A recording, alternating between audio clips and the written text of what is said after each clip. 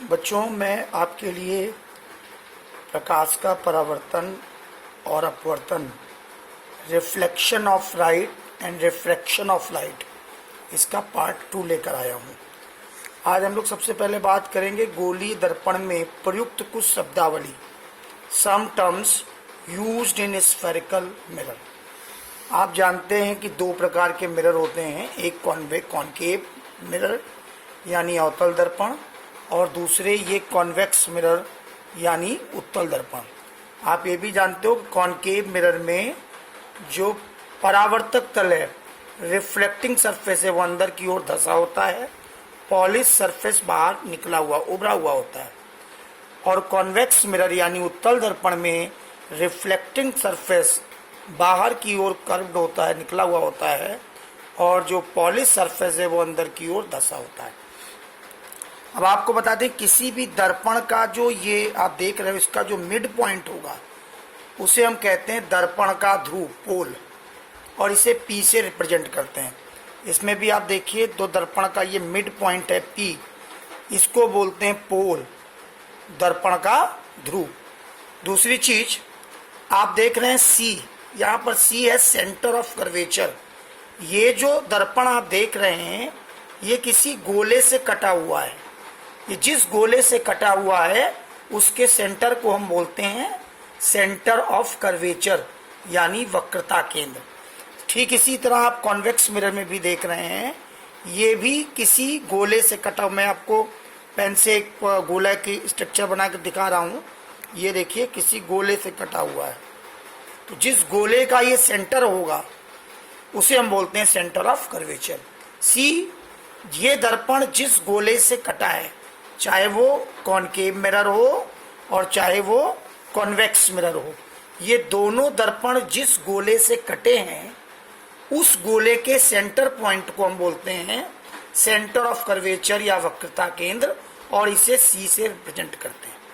ठीक, वक्रता केंद्र, सेंटर ऑफ कर्वेचर, और दर्पण का ध्रुव, पोल ऑफ मिरर, इनको ये जो लाइन मिला रही है इसको बोलते हैं प्रिंसिपल एक्सिस या मुख्य अक्ष। से इसमें भी आप देखिए, दर्पण का ध्रुव और वक्रता केंद्र को मिलाने वाली जो रेखा होती है उसे हम मुख्य अक्ष बोलते हैं। ठीक है, या प्रिंसिपल एक्सिस बोलते हैं इंग्लिश में प्रिंसिपल एक्सिस। फिर से सुन लीजिए, line joining pole of mirror and center of curvature known as principal axis। वक्रता केंद्र और दर्पण के ध्रुव को मिलाने वाली रेखा यानी सेंटर ऑफ कर्वेचर C और पोल ऑफ मिरर P, इसको जो रेखा मिलाती है उसको हम बोलते हैं दर्पण, क्या बोलते हैं, मुख्य अक्ष या प्रिंसिपल एक्सिस। आप इसमें देख रहे हो मुख्य फोकस देख रहे हो, F माने होता है फोकस, इसमें भी है इसमें भी है। आप देखेंगे जो भी प्रकाश की किरण यहां से रिफ्लेक्ट करेगी वो फोकस से होकर जाती है। ठीक है, प्रकाश की किरण, रे ऑफ लाइट, रिफ्लेक्शन के बाद जिससे होकर जाएगी उसे फोकस कहते हैं, और ये फोकस हमेशा सेंटर ऑफ कर्वेचर और पोल इसके बीच में आपको दिखेगा। ठीक है, प्रकाश की किरण रिफ्लेक्शन के बाद, प्रकाश की किरण रिफ्लेक्शन के बाद प्रिंसिपल एक्सिस के जिस पॉइंट पर काटती है, ये प्रकाश की किरण, सपोज दैट ये प्रकाश की किरण ये आ रही है और रिफ्लेक्शन के बाद ये देखिए यहां से टकरा के ये गई, तो ये आपका फोकस हो गया। और फोकस से पोल तक की दूरी को फोकल लेंथ कहते हैं और इसे स्मॉल f से रिप्रेजेंट करते हैं। इसमें भी फोकस से पोल तक की दूरी को फोकल लेंथ कहते हैं और स्मॉल f से रिप्रेजेंट करते हैं। M1 M2 यानी यहां से यहां तक लेके ये दर्पण का द्वारक होता है, पूरा ये दर्पण का द्वारक कहलाता है। एपर्चर ऑफ मिरर, इसमें भी कॉन्वेक्स मिरर और कॉनकेव मिरर में एक खासियत आपको मिलेगी। कॉनकेव मिरर में जो फोकस है और जो सेंटर ऑफ कर्वेचर है यानी वक्रता केंद्र और मेन फोकस, ये हमेशा रिफ्लेक्टिंग सरफेस के सामने होता है।